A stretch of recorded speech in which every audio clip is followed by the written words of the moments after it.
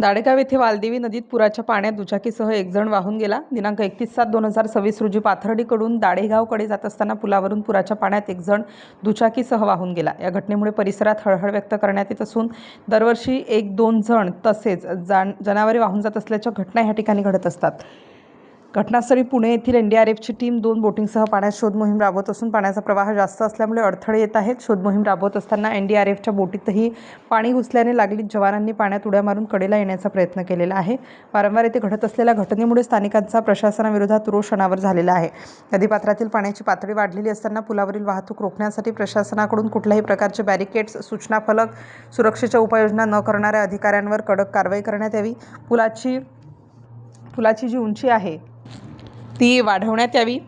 त्याचबरोबर सुरक्षित कठडे, संरक्षक भिंत, पुलावरून पाणी जात असल्यास रस्ता बंद करण्यासाठी यंत्रणा उभारावी अशी मागणी स्थानिक गावकरी नागरिकांकडून करण्यात येत आहे. दाडेगाव या ठिकाणी अनोळखी व्यक्ती वाहून गेल्यानंतर आज पुणे येथून एनडीआरएफ टीम आलेली आहे.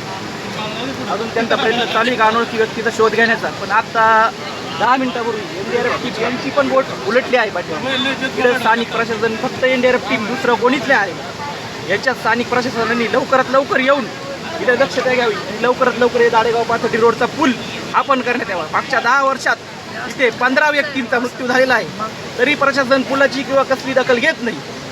इथे पुलाला पाणी येतं तरी पण कोणीच नाही हातात. जनावरं वगैरे सगळ्यांचे हाल होत जात आहे.